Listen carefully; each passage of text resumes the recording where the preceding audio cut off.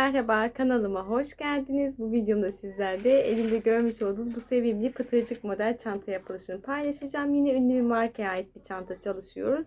İlk baktığımızda birazcık aslında akıl karıştırıyor. Çözemedim. Bir süre denedim, örsök yaptım. Hatta bıraktım. Uzun zaman önce başlamıştım. Sonra tekrar başlamaya karar verdim. Çünkü fark ettim ki detaylı bir şekilde incelediğimde iki parça halinde yapılmış.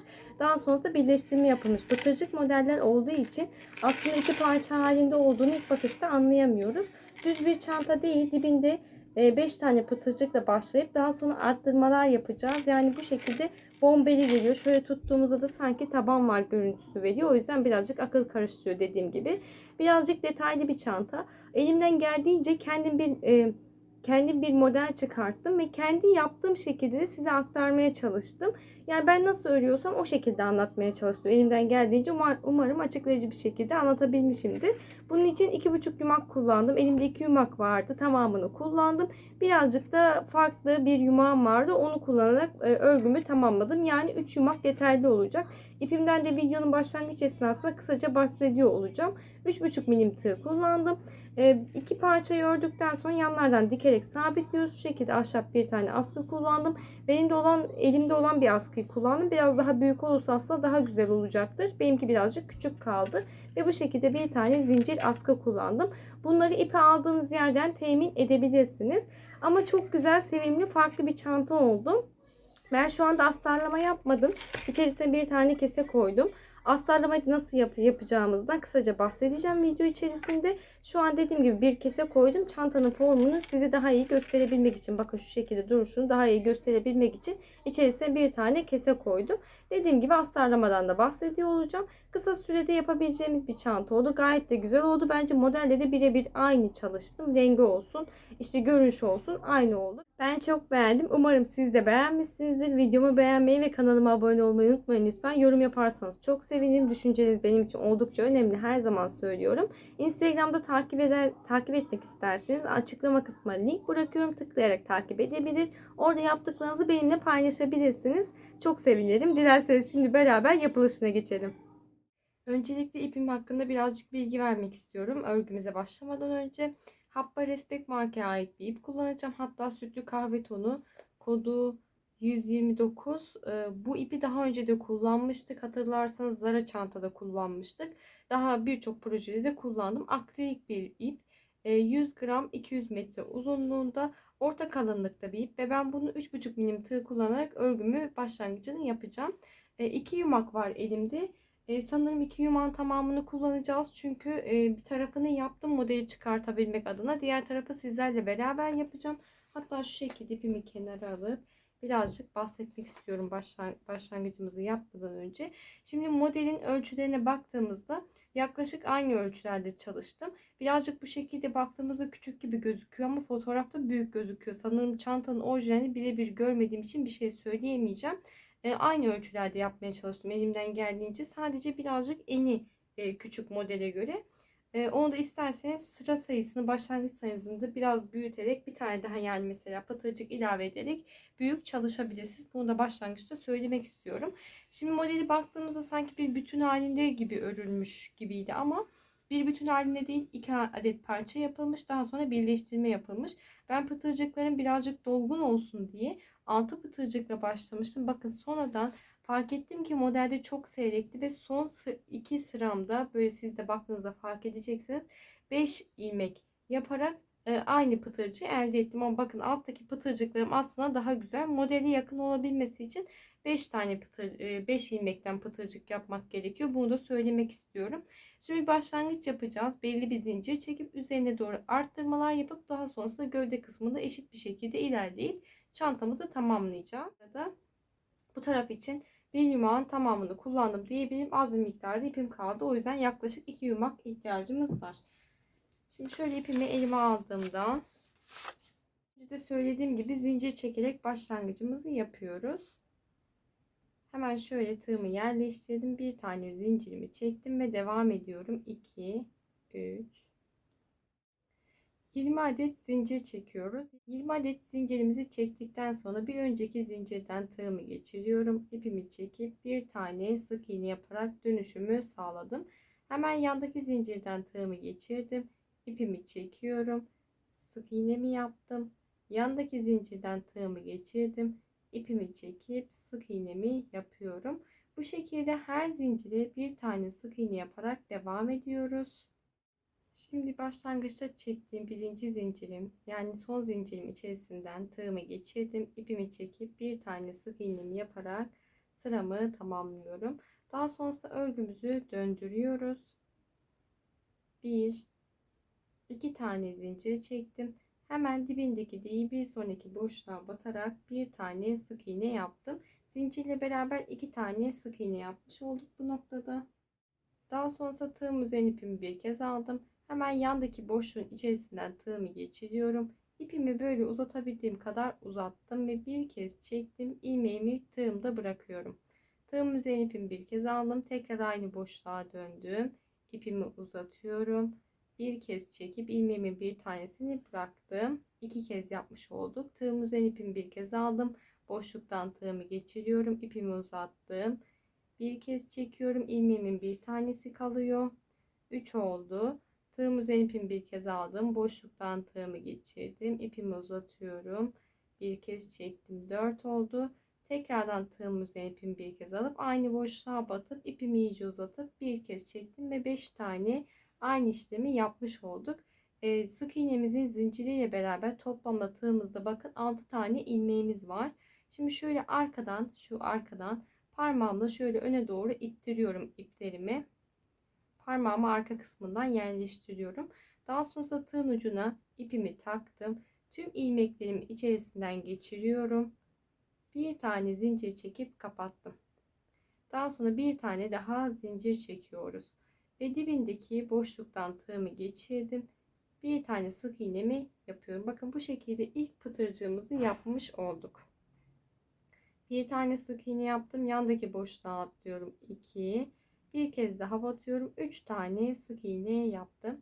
Tığım üzerine ipimi bir kez aldım. Yandaki boşluktan tığımı geçiriyorum. İpimi uzattım. Bir kez çektim. 1. Tığım üzerine ipimi bir kez aldım. Aynı boşluğa döndüm. İpimi uzatıyorum. 2. Aynı boşluğa batıyorum. İpimi uzattım. Bir kez çektim. 3. Tığımın üzerine ipimi bir kez aldım. Tekrar aynı boşluğa dönüyorum. İpimi iyice uzattım. Bir kez çektim. 5.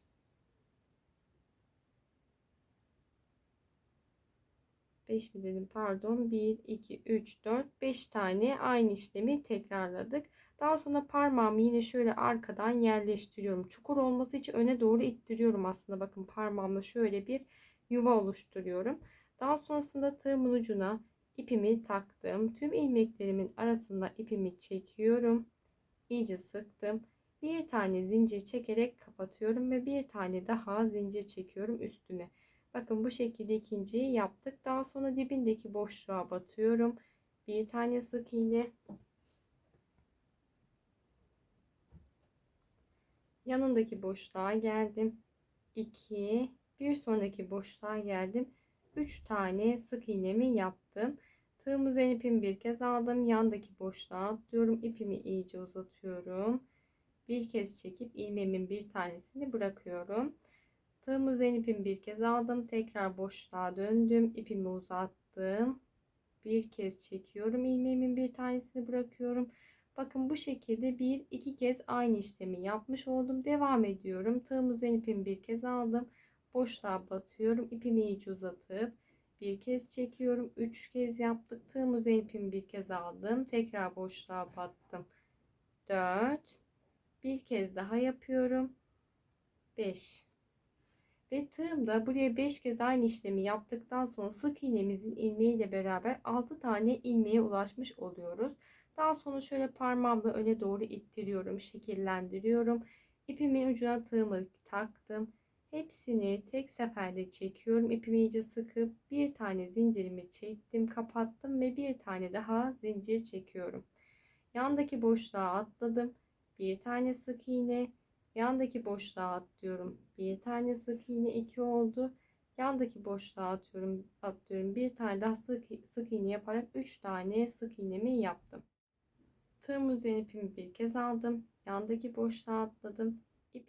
İpimi iyice uzatıyorum. Bir kez çekiyorum. İlmeğimin bir tanesi tığımda kaldı. Tığım uzayan ipimi bir kez aldım. Aynı boşluğa battım. İpimi uzatıyorum. Bir kez çekiyorum. İlmeğimin bir tanesi kalıyor. İki kez aynı işlemi yaptım. Devam ediyorum. 3 4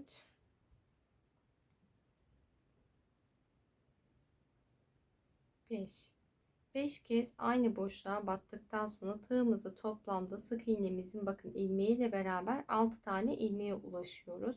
Parmağımı arkadan iyice yerleştiriyorum. Öne doğru itekliyorum yani. Daha sonra ipimi tığım ucuna takıp hep tüm ilmeklerimi içerisinden geçiriyorum. İyice sıkıp bir tane zincir çekip kapatıyorum ve bir tane daha zincir çekiyorum. Daha sonra hemen dibindeki boşluğa battım. Bir tane sık iğne yapıyorum. Yanındaki boşluğa batıyorum. Bir tane sık iğne. Bir kez daha yandaki boşluğa atladım. 3 tane sık iğne yaptım. Burada şimdi bizim bir tane boşluğumuz gözüküyor. Bir tane zincir çekerek hani dönüşümüzü zincir çekmeden dönüşümüzü sağlamıştık ya. O boşluğumuz var. Aslında gözükmüyor ama bir tane boşluk gibi gözüküyor. Şimdi tığımın üzerine ipimi bir kez aldım. Bu son boşluğumdan şöyle tığımı geçiriyorum. Son pıtırcığımızı yapacağız. İpimi iyice uzattım. Bir kez çekiyorum. İlmeğin bir tanesi kalıyor. Aynı boşluğa dönüp devam ediyorum. 2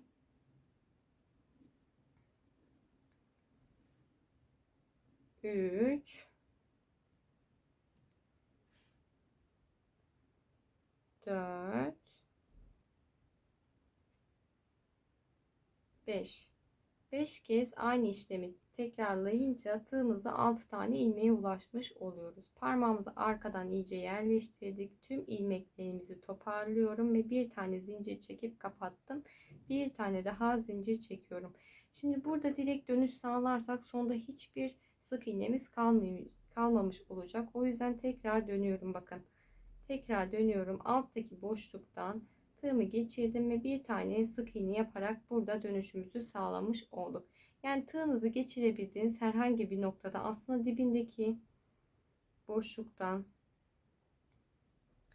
az önce de söyledim ya dönüş sağladığımız burada bir tane bakın şöyle tığımla genişletince bir tane boşluğumuz var. Oradan tığımı geçiriyorum sondaki boşluktan ipimi çektim ve bir tane sık iğnemi yaptım. Sondaki boşluktan tığınızı geçiremezseniz de dibindeki zincirden tığınızı geçirip bir tane sık iğne yapın mutlaka sonra. Çünkü daha sonra arttırma işlemleri yapacağız için sonda sık iğne olması daha iyi oluyor. Bu şekilde toplamda 3, 4, 5 tane pıtırcığa ulaşmış olduk. Popcorn yapmış olduk. Örgümün arka tarafını döndürüyorum. 1, 2 tane zincir çektim. Hemen dibindeki boşluğa tığımı geçirdim. İpimi çekiyorum ve bir tane sık iğnemi yaptım. Daha sonrasında yandaki bakın şu şekilde yanda 2 zincir çektim ya burası bir boşluk gibi gözüküyor ama oraya batmıyoruz. Direkt bu pıtırcığımızın tepesinde zincir çekip kapattığımız nokta var ya o zincire batıyorum. Bir tane daha sık iğne yapıyorum. Bu şekilde zincirle beraber şu anda 3 tane sık iğne yapmış oldum. Burada bakın şu şekilde boşta duran bir tane boşluk var gibi ama bu bizim boşluğumuz değil. İlmeğimiz hani son sık iğne yapıyorduk popcorn öncesinde uzatıyorduk ki ilmeğimiz o yüzden bu şekilde havada duruyor. Ama oraya batmıyoruz. Yandaki boşluktan tığımı geçirdim. İpimi çekip sık iğnemi yapıyorum. Bir tane sık iğne yandaki boşluktan tığımı geçirdim. Bir tane sık iğne yaptım. Hani ortada 3 tane zaten bizim sık iğnemiz vardı. 3 tane sık iğnemizi yapıyoruz. Daha sonra burada popcorn'un tepesindeki zincir çektiğimiz noktadan tığımı geçirdim. Bir tane sık iğnemi yaptım. Daha sonra yandaki arada 3 zincir çektiğimiz noktaya atlıyorum. Bakın 3 zincir diyorum. 3 tane sık iğne yaptığım noktaya atladım. Birinci sık iğnenin tepesine battım. Bir sık iğne, 2, yine bakın 3 tane sık iğne yaptım. Alttaki boşlukları takip ediyoruz. Bu sizin aklınızı karıştırmasın. Çünkü ben de aynı hatayı yaptım. Bu popcorn'un mesela 2 tane zincir çektiğimizde şurada bir boşluk gibi gözüküyor. Oraya batmıyoruz. Veya şu sonrasındaki ilmeğimiz uzun olduğu için boşluk gibi duruyor. Oraya da batmıyoruz. Dediğim gibi aklınızı karıştırmasın. Popcorn'un tepesindeki zincirden tığımı geçirdim. İpimi çekip sık iğnemi yapıyorum. Yandaki sık iğnenin tepesine atlıyorum direkt. 1 2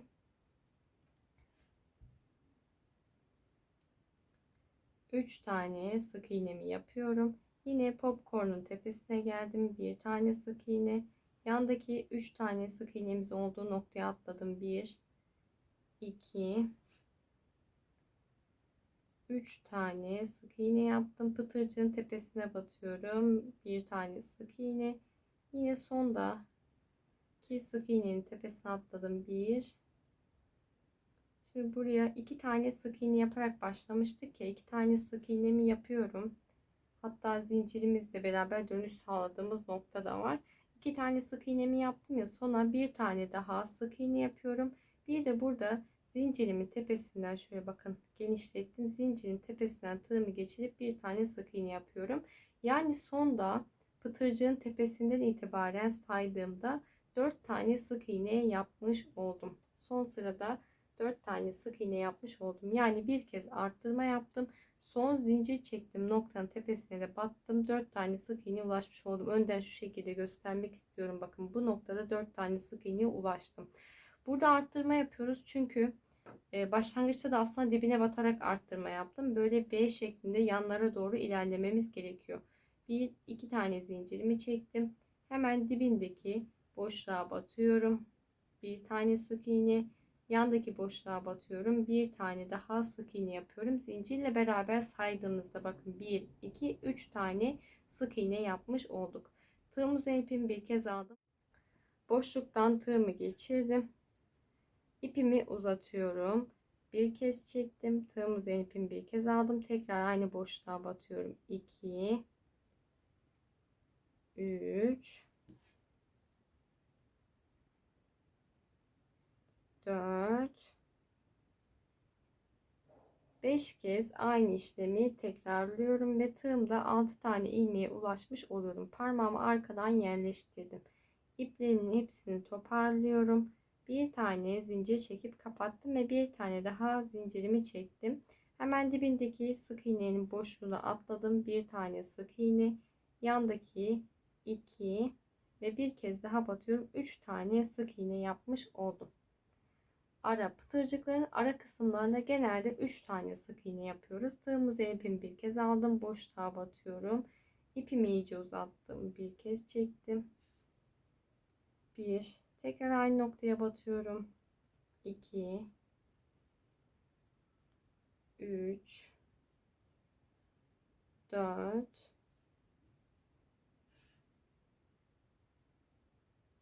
5 kez aynı işlemi tekrarlıyorum ve tığımda 6 tane ilmeğe ulaşıyoruz. Bakın şuradaki sık iğnemizin ilmeğiyle beraber toplam 6 ilmeğe ulaşıyoruz. Parmağımı arkadan yerleştirdim. İplerimin hepsini toparlıyorum. Bir tane zincir çekip kapattım. Bir tane daha zincirimi çektim. 2 zincir çekmiş oluyorum. Hemen dibindeki boşluğa battım. Bir tane sık iğne. Yandaki boşluğa atlıyorum 2. Bir sonraki boşluğa atlıyorum 3 tane sık iğne yapmış oldum. Tığım üzerine ipimi bir kez aldım. Boşluğa batıyorum. Bir tane daha popcorn yapacağım. Bir kez çektim. 1 2 3 4 5 5 kez aynı noktaya battıktan sonra parmağımla şekillendirdim. Tüm ilmeklerimi toparlıyorum. Bir tane zincir çekip kapattım ve bir tane daha zincirimi çekiyorum. Daha sonra dibindeki boşluğa atlıyorum. Bir tane sık iğne. Yanındaki boşluğa atlıyorum. 2. Yanındaki boşluğa atlıyorum. 3 tane sık iğne yaptım. Tığım üzerine ipimi bir kez aldım. Yandaki boşluğa atladım. İpimi iyice uzatıyorum. Bir kez çektim. Devam ediyorum aynı noktaya batmaya. 2 3 4 5 kez aynı işlemi tekrarlıyorum. 6 tane ilmeğe ulaştım. Parmağımla şekillendirdim. Tüm ilmeklerimi toparlıyorum. Bir tane zincir çekip kapattım. Bir tane daha zincirimi çektim. Yanındaki boşluktan tığımı geçirdim ve bir tane sık iğnemi yaptım. Devam ediyorum. 2 3 tane sık iğne yapıyorum. Tığım üzerine ipimi bir kez aldım. Tekrar boşluğa atladım. İpimi uzatıyorum. 1 2 3 4 5 kez aynı işlemi tekrarladım. Parmağımı yerleştirdim. Tüm iplerimi toparlıyorum. Bir tane zincir çekip kapattım ve bir tane daha zincirimi çektim. Hemen dibindeki boşluktan tığımı geçirdim ve bir tane sık iğnemi yapıyorum. Bir tane daha sık iğne yaptım. 2 tane sık iğne yaptım. Şimdi burada sonda bakın tek bir tane boşluğum kaldı. Bir de zincir çektiğim nokta var. 3 tane sık iğne yaparsam bir tane daha pıtırcık yapamayacağım. O yüzden sondaki boşluğuma, bu pıtırcıktan sonraki sondaki iki boşluğuma 2 tane sık iğne yapıyorum. Daha sonra 3. boşluğuma popcorn yapıyorum. Burası birazcık farklı. Şimdi tığım üzerine ipimi bir kez aldım. Buradaki boşluktan tığımı geçirdim. İpimi uzatıyorum. Bir tane battım. Devam ediyorum aynı noktaya batıp 2 3 4 5 kez aynı noktaya battım. Tüm ilmeklerimi toparlıyorum. Ve bir tane zincir çekip kapattım. Bir tane daha zincir çektim. Yine aynı alt noktadaki gibi bakın sadece zincir çektiğim noktam var. Zincirimin içerisinden burada dönüş sağlarken 2 tane zincir çekmiştim ya. İkinci zincirimin içerisinden tığımı geçirdim. İpimi çekip buraya bir tane sık iğne yaparak sıramı tamamlıyorum. Şimdi sıra sonunda saydığımızda birinci sırada 5 tane popcorn yapmıştık. İkinci sırada 2, 4, 6 taneye ulaştık. Şimdi dönüşümüzü sağlıyoruz. Arka tarafındayım. 1, 2 tane zincir çektim. Hemen dibindeki boşluğa batıyorum. Bakın hemen dibindekine batıyorum ve bir tane sık iğnemi yaptım. Daha sonra pıtırcığın tepesine geliyorum. Bir tane sık iğne yaptım. Pıtırcığın tepesine batıp bir tane daha sık iğne yaptım. Burada arada sık iğne yaptığımız noktaları atlıyorum direkt. Bir tane sık iğne yaptım. Yandaki boşluğa atlayıp bir tane sık iğne yapıyorum. Çünkü bir alt sırada 2 tane sık iğne yapabilmiştik. Hatırlarsanız modelimizi yetirebilmek için. O yüzden 2 tane sık iğne yaptım arka kısmında da. Daha sonra pıtırcığın tepesinden tığımı geçiriyorum. İpimi çekip bir tane sık iğnemi yaptım. Yandaki direkt sık iğnenin tepesine atladım. 1 2 3 tane sık iğne yapıyorum. Çünkü altta 3 tane sık iğne yapmıştık. Yine tepesine 3 tane yaptım. Pıtırcığın tepesindeki zincirden tığımı geçiriyorum. İpimi çekip bir tane sık iğne yaptım. Daha sonra devamında yine aynı şekilde orta boşluk kısmındaki sık iğnelerin tepesi ve pıtırcığın tepesindeki zincire bir tane sık iğne yaparak devam ediyorum. Şimdi sondaki pıtırcığımın tepesine bir tane sık iğnemi yaptım. Yandaki sık iğnenin tepesine atlıyorum. Bir tane sık iğne yaptım. Burada son bir tane boşluğum ve bir tane zincir çektiğim nokta var. Yani 2 tane sık iğne yapmamız gerekiyor ya. Ben buraya hemen yandaki boşluğa atladım. Bir tane sık iğne yapıp aynı noktaya dönüp bir tane daha sık iğne yapıyorum. Çift sık iğne yaparak bir tane arttırmamı yaptım. Daha sonra yandaki zincirden tığımı geçirdim. İpimi çekip bir tane sık iğnemi yaptım. Bakın bu şekilde dönüşümüzü sağlamış olduk. Şimdi burada sıramızı tamamladıktan sonra 2 tane zincirimi çektim. Hemen dibindeki boşluğa batıyorum. Bir tane sık iğne yaptım. Yandaki boşluğa atlayıp bir tane daha sık iğne yaptım. Ve zincirle beraber saydığımızda 1, 2, 3 tane sık iğne yapmış olduk. Tığım üzerine ipimi bir kez aldım. Boşluktan tığımı geçiriyorum. İpimi iyice uzattım. Bir kez çekiyorum. 1 2 3 4 5 kez aynı işlemi yapıyorum. Parmağımı arkadan iyice yerleştirdim ve hepsini beraber çekip bir kez zincir çekip kapattım ve bir tane daha zincirimi çekiyorum. Yandaki boşluğa atlıyorum, bir tane sık iğne, yandaki boşluğa atlayıp bir tane sık iğne ve bir kez daha bir tane sık iğne yapıyorum. Ara kısımlarında zaten başta da söylemiştim, 3 tane tek sık iğne yapıyoruz. Tığım üzerine ipimi bir kez aldım, boşluk kısmına batıyorum, ipimi iyice uzattım, bir kez çektim, devam ediyorum. 2 3 4 ve 5 kez aynı işlemi tekrarlıyorum. Hepsini toparladım. Bir tane zincir çekip kapattım ve bir tane daha zincirimi çekiyorum. Yanında 3 tane sık iğne yapacağım ve devam edip popcornlarımı yapacağım. Bu şekilde sıramı devam ediyorum.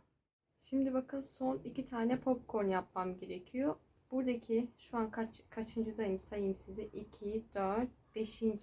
popcornumu yaptıktan sonra 2 tane sık iğne yaptım. Tığım üzerine ipimi bir kez aldım. 3. boşluğuma popcornumu yapacağım. Çünkü yeterli sayıda sık iğnem olmadığı için ve bir kez çekiyorum. Devam ediyorum. 2 3 4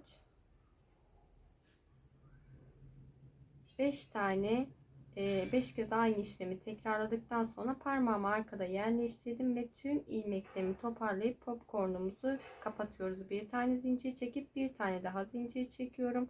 Hemen dibindeki boşluğa battım. Bir sonraki boşluğa battım. 2 tane sık iğnemi yaptım.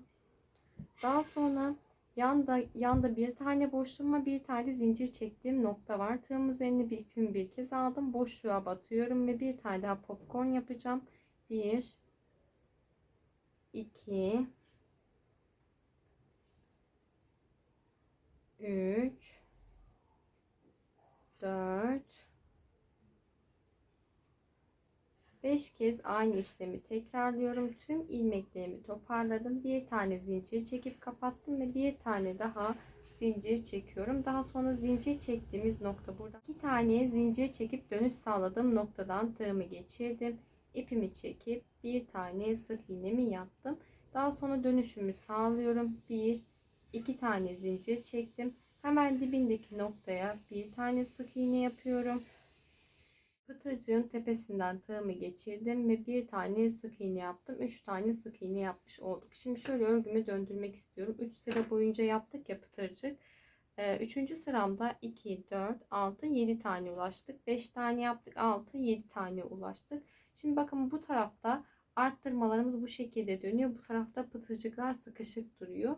Bunun nedeni, bu şekilde yaptım ben. Dilerseniz burada da arttırma yaparak aynı sayıyı aynı görüntüyü elde edebilirsiniz ama şu şekilde söylemek istiyorum.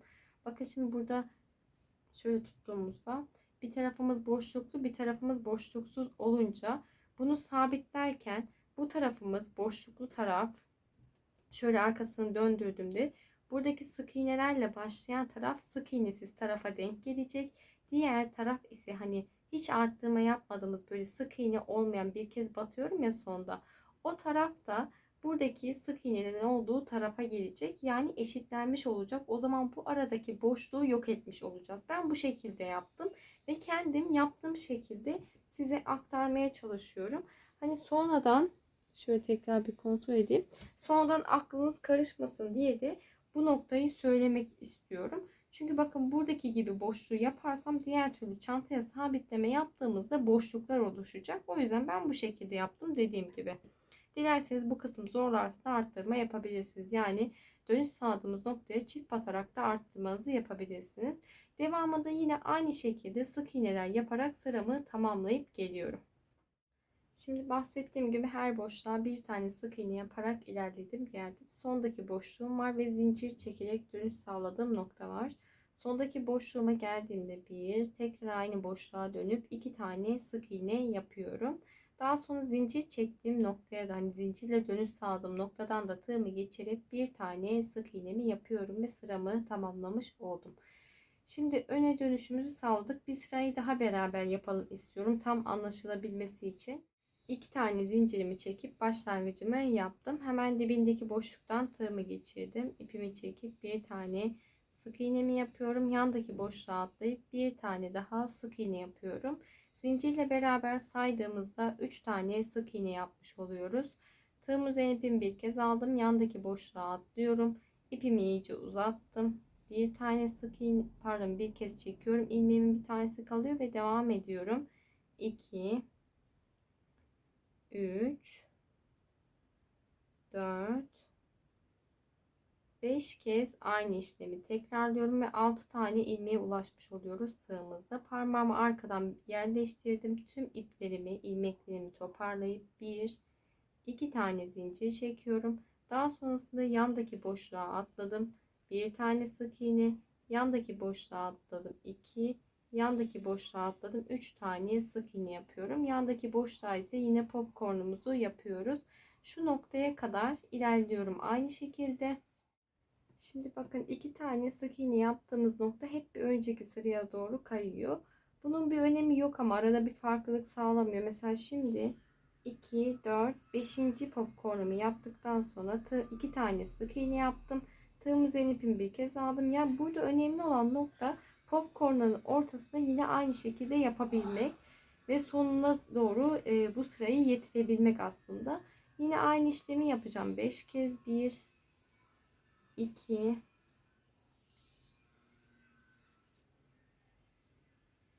3 4 5 kez aynı işlemi yaptım. Hepsini toparladım ve tek seferde çekerek kapattım. Bir tane daha zincir çekiyorum. Yanındaki boşluğa atladım. Bir tane sık iğne yapıyorum. Yandaki boşluğa atladım. Bir tane daha sık iğne yapıyorum. 2 tane sık iğnemi yaptım. Tığım üzerine ipimi bir kez aldım. Boşluk kısmına atlıyorum. Şöyle ipimi uzattım. 1 2 3 4 5 kez aynı işlemi tekrarladım. Parmağımla arkadan iyice yerleştiriyorum. Tüm iplerimi, ilmeklerimi toparladım. Bir tane zincir çekip kapattım ve bir tane daha zincirimi çekiyorum. Daha sonrasında yandaki boşluğa atladım. Bir tane sık iğne yaptım. Yandaki boşluğa atladım. Bir tane sık iğne yapıyorum. Yani yine 2 tane sık iğnemi yaptım. Tığımın ipimi bir kez aldım. Sonda bir tane boşluğum ve zincir çektim. Nokta var. Boşluktan tığımı geçiriyorum. İpimi iyice uzattım. Bir kez çektim. 1 2 3 4 ve 5 kez aynı noktaya batıyorum. 6 tane ilmeğe ulaşıyoruz. Parmağımı arkadan yerleştirdim. Tüm ilmeklerimi toparladım. Bir tane zincir çekip kapattım ve bir tane daha zincirimi çekiyorum. Sonda zincir çekerek dönüş sağladığım noktadan şöyle zincirden tığımı geçirdim. İpimi çekip bir tane sık iğne yapıyorum son noktaya. Arka tarafını döndürdüm. 1 2 tane zincir çektim. Hemen dibindeki boşluğa tekrar batıyorum. Yani alttaki zincire batmıştık ya, yine aynı noktaya batıp bir tane daha sık iğne yapıyorum ve bir tane de pıtırcığın tepesinden tığımı geçirip pıtırcığın tepesine batıyorum. Devamında altta 2 tane sık iğne yaptığım için 1 2 tane sık iğne yapıyorum. Pıtırcığın tepesine batıyorum. Devamında yine 2 tane sık iğne yapmıştık. 2 tane sık iğne, 3 tane sık iğne şeklinde devam ediyor sıra sonuna kadar. Son boşluğumuza geldiğimizde çift batıyoruz ve zincirin tepesine batarak dönüşümüzü 2 zincir çekip sağlıyoruz. Hep bu şekilde devam edeceğiz. Şimdi ön tarafını döndürdüğümde 1 2 3 4. sırada 3 6 7 8 tane popcorn'a ulaşmış olduk. Ve modelimizi aldığımızda bu şekilde, şöyle bu şekilde kaç sıra boyunca arttırma yapıyoruz? 3 6 7 7 sıra boyunca aynı şekilde ilerleyeceğiz. Ekstra farklı bir şey yok. Yeteri kadar anlattığımı düşünüyorum. Yine aklınıza takılan bir şey olursa bana sorabilirsiniz. Hep aynı şekilde arttırma yaparak popcornlarımı yapacağım. Her sırada bir tane artmış oluyor. Ve 7. sıradan sonra arttırmayı keseceğiz. Şimdi 7. sıraya kadar devam edip geliyorum. Şimdi size bahsettiğim gibi 7 sıra boyunca bakın burada saydığımda 1, 2, 3, 4, 5, 6, 7 sıra pıtırcığım var. Sık iğne kısımlarını saymıyorum. Sadece pıtırcıkları saydım. Arka kısmında sık iğne yaparak ilerledim. Şu an arka kısmındayım. Sondan bir önceki sık iğnemi içine geldiğimde ne yapıyordum? Hep çift batarak arttırmamı yapıyordum. Şimdi o boşluktan tığımı geçirdim. İpimi çekip bir tane tek sık iğne yaptım. Zincirin içerisinden, sondaki zincirin içerisinden tığımı geçiriyorum. İpimi çekip bir seferde çekerek bir tane tek sık iğnemi yaptım ve sıramı tamamladım. Bu sıradan itibaren artık arttırma yapmıyoruz. Hep tek yapacağız. Artırma yapmadan düz bir şekilde gövde kısmımızda ilerleme yapacağız. Şimdi iki tane zincirimi çektim. Hemen dibindeki değil bir sonraki boşluğa batıyorum ve bir tane sık iğnemi yaptım. Bu şekilde zincirle beraber iki tane sık iğne yapmış olduk. Şimdi buradaki boşluğuma pıtırcık yaparsam modelimde bozulma olacağı için ilk boşluğumuza pıtırcık yapmadan sık iğne yaparak ilerleyeceğiz. Buradaki iki tane pıtırcığın arasına bir tane işte pıtırcık yaparak yani popcorn yaparak başlangıcımızı yapmış olacağız. Şimdi zincirle beraber iki tane sık iğne yapmış oldum. Yandaki boşluktan tığımı geçirdim. Bir tane sık iğnemi yaptım. Yandaki boşluktan tığımı geçirip bir tane sık iğnemi yaptım. Şimdi şuraya geldiğimde bir tane daha yapacağım. Orta kısmı için bir tane daha sık iğnemi yaptım. Toplamda kaç tane sık iğne yapmış oldum? Zincirle beraber sayıyorum. Bakın 1, 2, 3, 4, 5 tane sık iğne yapmış oldum. Tığım üzerine ipimi bir kez aldım. 6. boşluğuma geldiğimde ipimi iyice uzatıyorum. 1, devam ettim. Aynı noktaya dönüyorum. 2, 3,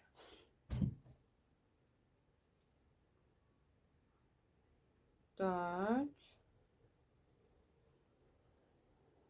5 kez aynı boşluğun içerisine battım ve tığımda 6 tane ilmeğim var. Hepsini tek seferde toparlıyorum. Bir tane zincir çekip kapattım ve bir tane daha zincir çekiyorum. İki tane zincirimizi çektik. Daha sonra yandaki boşluğa sık iğnenin içerisine battım. Bir tane sık iğne, yandaki boşluğa battım. 2, yandaki boşluğa battım. 3 tane sık iğnemi yaptım. Tığım üzerine ipimi bir kez aldım. Dördüncü boşluğuma geliyorum. Uzattım iyice ipimi. 1, aynı boşluğa döndüm. 2, 3, 4, 5 tane aynı boşluğa battım ve tığımda 6 tane ilmeğim oldu. Şu şekilde hepsini toparladım. Tek seferde çekip kapatıyorum. Bir tane daha zincirimi çektim. Yandaki boşluğa atladım. Yine aynı işlemi tekrarlayacağım. 3 tane sık iğne yapacağım. Şu ara kısımlarda 2 tane sık iğne çekerek atladığımız kısma kadar ilerliyorum hemen. Şimdi bakın saydığımda 2, 4 tane pıtırcık yaptıktan sonra 2 tane sık iğne yaptım. Daha sonrasında aralarda 2 tane sık iğne yapacağım. Bu benim elimde olan bir şey değil. Model bu şekilde ilerledi. Ben bu şekilde çözebildim. Daha sonrasında bana yazarsanız da yani herhangi bir açıklamam yok bu konuda. Tekrar tekrar söylüyorum zaten. Model bu şekilde ilerlediği için bu şekilde yaptım. Şimdi bakın burada 2 tane sık iğne yaptım. Tığım üzerine ipimi bir kez aldım. Tam orta kısmına geliyor. 3 tane yaparsam kaydırmış olacağım.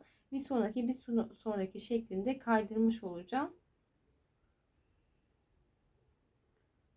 O yüzden 2 tane sık iğnemi yaptım. Tığım üzerine ipimi bir kez aldım. Yandaki 3. boşluğumdan tığımı geçirip popcornumu yapmaya başlıyorum.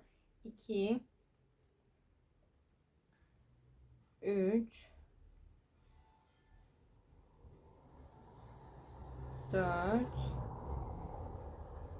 5 kez aynı noktaya battım. Parmağımla arkadan ittiriyorum. İyice yerleştiriyorum yani. Daha sonra hepsini toparladım. Bir tane zincirimi çekip kapattım. Bir tane daha zincirimi çektim.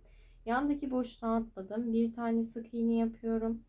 Yandaki boşluğa atlıyorum. Bir tane sık iğne. İki tane sık iğnemi yaptıktan sonra yine iki tane popcorn'un ortasına gelmiş oluyorum. Tığım üzerine ipimi bir kez aldım. Tekrar boşluğa battım. Bir kez çekiyorum. 1, 2, 3, 4, 5 kez aynı noktaya battım. Parmağımı arkadan yerleştiriyorum. Hepsini tek seferde toparladım. Bir tane zincir çekip kapattım. Bir tane daha zincir çekiyorum. Daha sonra yandaki boşluğa atladım. Bir, iki tane sık iğne yaptım. Üçüncü boşluğuma batıp yine bir tane popcornumu yapıyorum. Bu şekilde sıra sonuna kadar devam ediyorum. Şimdi sondan bir önceki boşluğuma geldim. Yani iki tane sık iğnemi yaptım. Boşluk ve bir tane zincir çekerek sıramı tamamladığım nokta var. Şimdi tığım üzerine ipimi bir kez aldım. Son boşluktan tığımı geçiriyorum. İpimi uzattım. 1, 2, 3, 4 ve 5 sefer batarak tüm ilmeklerimi toparladım. Bir tane zincir çektim, kapattım ve bir tane daha zincirimi çekiyorum. Sondaki zincirim içerisinden yine her zamanki gibi tığımı geçirdim ve bir tane sık iğnemi yaparak sıramı tamamladım. Daha sonra arka kısmına dönüş yapıyoruz. Bir, iki tane zincirimi çektim. Normalde ne yapıyordum? Hemen dibindeki boşluğa bir tane sık iğne yapıyordum.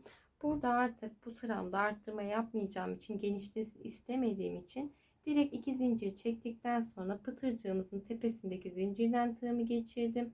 İpimi çekip bir tane sık iğnemi yaptım.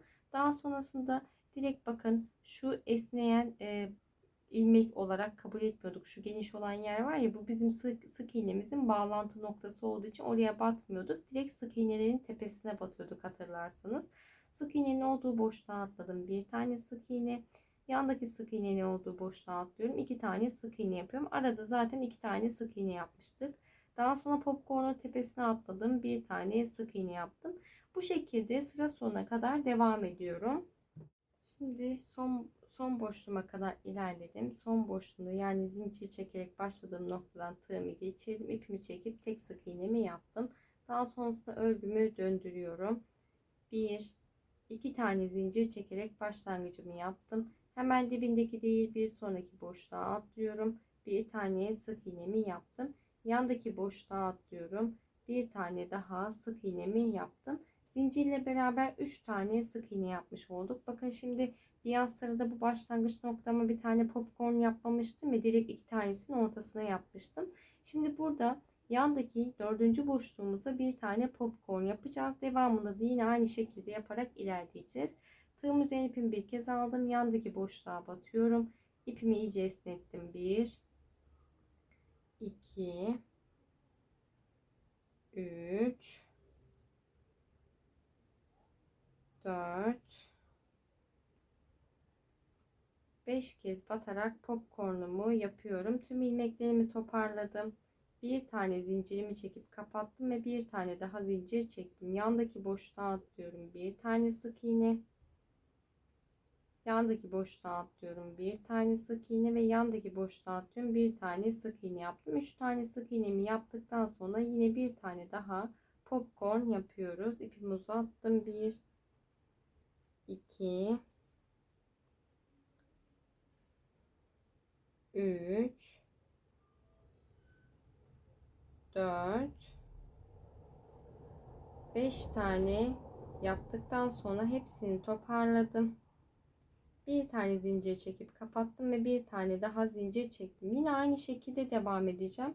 Yine iki tane sık iğne gördüğümüz noktalarda arada iki tane sık iğne yapacağız. Artık hep bu şekilde ilerleyeceğiz. Sıra sonuna kadar aynı şekilde modelime devam ediyorum. Şimdi sıra sonuna kadar bahsettiğim gibi geldim. Son pıtırcığımı yaptım iki tane pıtırcık arasına. Devamında bakın şu şekilde baktığımızda 1, 2, 3 tane boşluğumuz var. Yani zincirle beraber 3 tane boşluğumuz var. Yandaki boşluğa battım. Bir tane sık iğnemi. Yandaki boşluğa battım. Bir tane sık iğne ve son zincir kısmına batarak bir tane daha sık iğne yaptım. 3 tane sık iğne yaptım. Çünkü bir tane daha pıtırcık yapacak noktamız yoktu. O yüzden yapmadım. Yani bir an sırada burada başlangıçta yapmamıştık ki aynı o şekilde gibi düşünün. Daha sonrasında şöyle dönüşümü sağladım. Bir, iki tane zincirimi çekiyorum. Hemen dibindeki değil bir sonraki yandaki boşluğa batıyorum. 2 tane sık iğne yapmış oldum. 2 zincir çektiğim 2 zincir çekerek 2 tane sık iğne yapmış oldum. Aslında yandaki boşluğa atlıyorum. Bir tane sık iğne yaptım. Pıtırcığın tepesine geliyorum. Zincir çektiğim noktaya battım. Bir tane sık iğne. Yandaki sık iğnenin tepesine atladım. Bir tane sık iğne yapıyorum. Sıra sonuna kadar hep aynı şekilde sık iğneler yaparak devam ediyorum.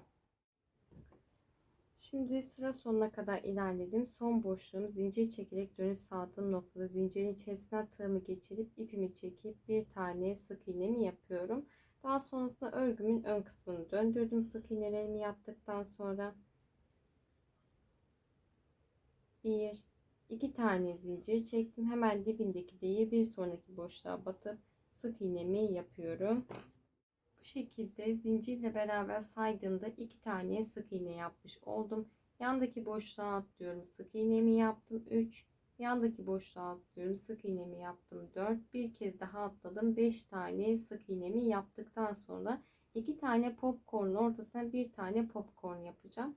Yani aynı bir alt sırada yaptığımız gibi ilk başta 5 tane sık iğne ilerlemiştim. 2 tanesini arasına yapmıştım ya. Daha sonrasında ne yaptım? Sıramı döndüm geldim. Bu sefer öne yaptım bir tane. Yine araya yapacağım. Bir sonraki sıramda bir önüne yapacağım. Model bu şekilde. Hep bu şekilde ilerleyeceğiz. Yeteri kadar açıklayıcı bir şekilde anlatabildiğimi düşünüyorum. Bu saatten sonra arttırma yapmıyoruz. Önemli olan modelimizi düz bir şekilde ilerletebilmek. Modelimizi artık kurduk dediğim gibi. Bakın bu kısmı da bu şekilde, bu kısmı da bu şekilde. Burası biraz boşluklu. Burası tam kenar kısmında ilerliyor. Şimdi ben size söylediğim gibi diğer tarafını yapmıştım. 2 parça halinde örüyoruz bu şekilde. İstediğimiz boyuta ulaşana kadar. Benim şu anda kaçıncı sıramda diğer tarafta söylemek istiyorum size. 3, 6, 7 tane yapmıştık. 7'den itibaren sayacağım. Bakın şu ortadan sayıyorum. 1, 2, 3, 4, 5, 6, 7, 8, 9, 10, 11, 12, 13. 13 tane popcorn yapmışım 13 sıra boyunca. Şu an biz sizinle beraber 3, 6, 7'yi yaptım. 1, 2, 3. sıramdayım. Dediğim gibi istediğiniz boyuta ulaşana kadar bu şekilde devam ediyoruz. Bu kenar kısımların düz olması gerekiyor. Bakın iki tarafta da aynı şekilde düz ilerliyoruz. Dediğim gibi ben sıramı tamamlayıp geliyorum. Şimdi ben size bahsettiğim gibi ilerledim ve sıramı tamamladım. Tek farkı şu 13 sıra demiştim ama 13 sıra gözüme birazcık küçük geldi. Baktım ipim de yeterli geliyor. O yüzden 15 sıra yaptım. Şu şekilde ölçtüm ve bakın baştan ve sona tabana kadar 27 santim hatta 27,5 santim bile diyebiliriz yüksekliğini. Modelin ölçülerini incelediğimde 26,5 santim yazıyordu. Benimki de 27 santim ölçüsünde oldu. Bence diğer türlü de birazcık kısa oluyordu aslında. Bu şekilde iyi oldu. Şunu da söylemek istiyorum. Şimdi birleştirme işlemine geçeceğiz. İki parçayı yaptıktan sonra bakın bu şekilde iki tane parçam var. Şunu da şöyle döndüreyim. Ben parçalarımı birleştirmeden önce şu şekilde yaptım. Arka kısmından hafif bir ütüleme yaptım. Çünkü bu yanları böyle kıvrık duruyor ya içeriye doğru örerken. Sizinki de öyle olacak büyük ihtimal. O yüzden düzgün bir görüntü olsun, dümdüz bir görüntü olsun da içeriden hafif bir ütüleme yaptım. Çok fazla bastırma yapmayacağız. Çünkü öndeki bu popcornların şekillerinde bozulma olabilir diğer türlü. Bunu da söylemek istiyorum. Bir de en son sıramda popcorn yaptım ve ipimi kestim. Burada bir tane zincir çekip ipimi kestim. Yani bir sıra sık iğne gitmedim. Çünkü üzerine 2 sıra boyunca çakma sık iğne gideceğiz. Ama sabitleme işlemi yaptıktan sonra dönerek gidelim istiyorum. İki hani parçayı da bir bütün halinde örelim istediğim için bu şekilde iki parçamı da kesip tamamladım. Sık iğnesine gitmedim. Tekrardan söylüyorum. Şimdi iğnemizi aynı renk ipimizi taktık. Son şöyle sıramızdan sık iğnemizden iğnemi geçiriyorum. Karşılık gelen noktadan da iğnemi geçirdim. Bir yandan şu ipimizi de içeriye alalım. Böyle karşılıklı düz bir dikiş yapacağız. Şöyle bakın. Sık iğnelerin arasından iğnemizi geçirebildiğimiz her noktadan düz bir şekilde. Şimdi buradan düz bir şekilde dikme işlemimize başladık. Devamında da aynı şekilde ilerleyeceğim. Ekstra farklı bir şey yok. Böyle üst üste parçalarımızı birleştirip böyle devam edip taban kısmından ve diğer kenar kısmına kadar dikme işlemimi tamamlayıp geliyorum. Şimdi size bahsettiğim gibi bakın buradan başlamıştım. Diğer kenar kısmına kadar diktim ve dikişimiz hiçbir şekilde belli değil. Gayet güzel oldu. Şimdi bu işlemimizi yaptıktan sonra dediğim gibi üzerine 2 sıra daha gideceğiz. Bir bütün halinde dönerek gitmek istediğim için öncelikle dikiş işlemimi gerçekleştirdim. Şimdi şöyle bir tane zincir çekerek tığımda başlangıcımı yapıyorum. Daha sonrasında hemen şu kenar kısmından birleştirme yaptığımız noktadan başlayalım isterseniz. Dikerek hani hemen şu yan kısmındaki sık iğneden tığımı geçirmeden önce tığımın üzerine ipimi bir kez aldım. Hemen bakın birinci boşluktan tığımı geçirdim. İpimi çekiyorum. 3 tane ilmeğim var. Hepsini tek seferde çekerek bir tane çakma sık iğne yaptım. Tığımın üzerine ipimi bir kez aldım. Yandaki boşluk kısmına batıyorum ve bir tane çakma sık iğnemi yaptım. Tığımın üzerine ipimi bir kez aldım. Burada pıtırcığımızın tepe noktası var. Oraya batıyorum ve tek seferde çekiyorum. Tığımın üzerine ipimi bir kez aldım. Yandaki sık iğnenin olduğu kısmı atlıyorum ve bir tane çakma sık iğne yapıyorum. Tığımın üzerine ipimi bir kez alıyorum. Yandaki boşluğa atlayıp bir tane çakma sık iğne yapıyorum. Bu şekilde aynı diğer alt sıralarda gittiğimiz gibi her boşluğa ve bir pıtırcığın tepesine, pıtırcık yaptığımız ve kapattığımız zincirimizin tepesine batıyoruz. Bir tane çakma sık iğne yaparak sıramızı tamamlayıp geliyoruz. Burada şunu da söylemek istiyorum. Normalde hani şu ilmeğimizin içerisine batmıyorduk ama bu sefer batmayınca çok fazla bir boşluk gözüküyor. O yüzden her boşluğa batarak bir tane çakma sık iğne yapıp sıra sonuna kadar devam ediyorum. Şimdi sıra sonuna kadar yani başladığımız noktaya kadar her boşluğa çakma sık iğne yaparak ilerledim. Bakın başladığım noktadayım. Hemen birinci sık iğnemden şöyle tepesinden tığımı geçirdim. İpimi çekip ilmeğimi içerisinden geçirerek ilmek yürütmemi yaptım. Bir, iki tane zincirimi çekiyorum. Tığım üzerine ipimi bir kez aldım. Hemen yandaki boşluğa atladım ve tek seferde çekerek bir tane çakma sık iğnemi yaptım. Tığım üzerine ipimi bir kez aldım. Yandaki boşluğa atlıyorum. Hepsini tek seferde çekerek çakma sık iğnemi yapıyorum. Bu şekilde her boşluğa tek bir tane çakma sık iğne yaparak sıramızı tamamlayıp geliyoruz. Ben sıra sonuma kadar her boşluğa bir tane çakma sık iğne yaparak sıramı tamamladım. Birinci boşluktan tığımı geçirdim. İpimi çekiyorum ve ilmeğimi içerisinden geçirerek ilmek yürütmemi yapıyorum. Devamında bir, iki tane zincirimi çekerek ipimi kesiyorum. Ve daha sonrasında kestiğim ipimi şöyle arka iç kısmına çekerek yok edeceğim. Bakın bu şekilde çantamızı tamamlamış olduk. Şimdi sıra geldi askı kısmına. Askı kısmını ben bir tanesini yaptım. Bakın bu şekilde. Deneyebilmek ve yerleştirebilmek açısından bir tanesini sabitledim. Diğer askımızı beraber yapacağız. Ben elimde olan ahşap bir tane bu şekilde askı vardı. Onu kullandım. Siz yeni alacaksanız hatta birazcık daha büyük tercih edebilirsiniz. Benimki küçük kaldı çünkü. Şimdi bu şekilde bu kısma yerleştirme yapacağız. Ama öncesinde bunun etrafına sık iğneler gidiyoruz. Bakın burada o şekilde yaptım. Şimdi şöyle ipimi elime alıyorum.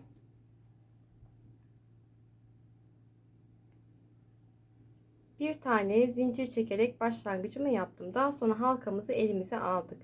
Tığımı şöyle ipimi alttan üste doğru geçiriyorum. Bakın ipim burada. Şöyle tek seferde çekerek bir tane sık iğnemi yaptım. Başlangıcımı yaptım. İpimi şöyle yukarıya getirdim. Tığımın ucuna takıyorum. İki tane ilmeğim var. Birazcık sıkıyoruz bakın bol olmasın diye. Daha sonra ipi tığımın ucuna takıp iki ilmeğimi içerisinden geçiriyorum ve sık iğnemi yapıyorum. İpimi yukarıya getirdim. Tığımın ucuna geçiriyorum. Yukarıya çektim. Tek seferde çekerek sık iğnemi yaptım. Şimdi bu şekilde örerken buraya sabitlemek çok zor olduğu için öncelikle ben bu şekilde sık iğneler yaptım.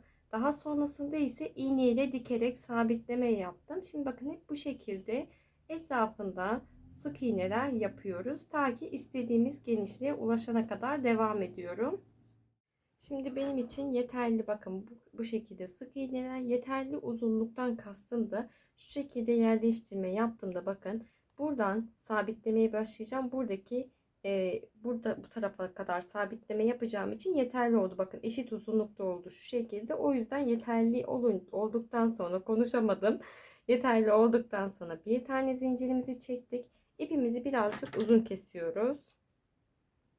Dikmek için. Bakın şu şekilde uzun kestim. Daha sonrasında iğnemizi, ipimizi geçirelim hemen.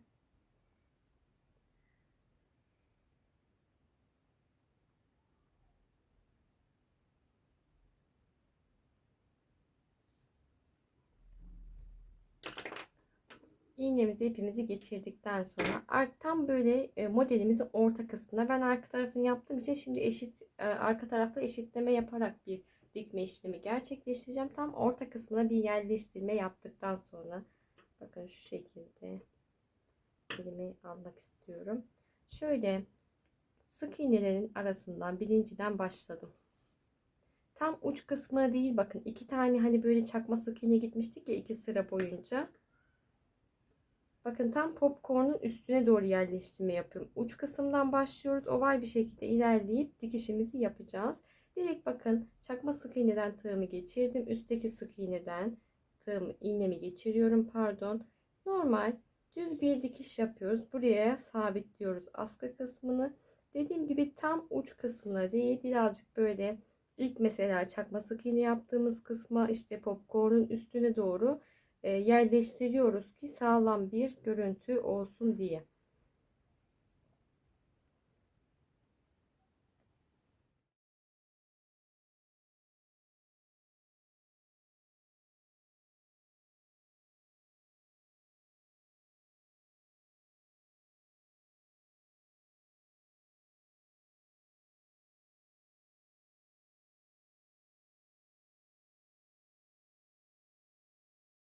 Şimdi bakın üst kısma kadar, başlangıç noktama kadar diktikten sonra iğnemi şöyle arkaya ittirdim.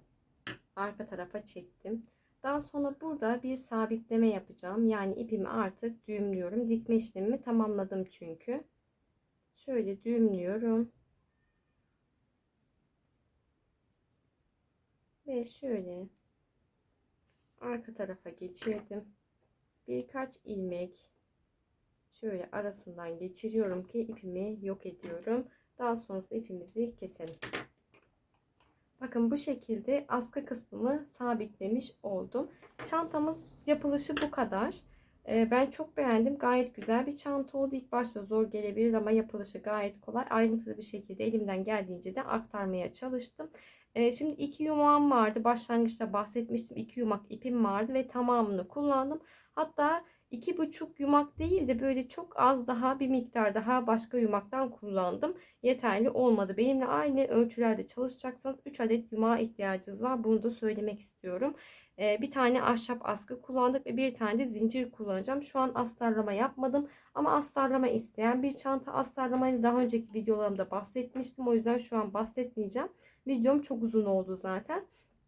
Direkt bakın bu şekilde kumaşın üzerine koyacağım. Etrafını çizip kumaşımı kesiyorum. Makinede dikip buraya sabitlemesini yapıyorum şu kenar kısımlarından. Dediğim gibi daha önceki videolarımda da çanta astarlamadan bahsetmiştim. Videomu beğenmeyi ve kanalıma abone olmayı unutmayın lütfen. Bir sonraki videoda görüşmek üzere. Hoşça kalın.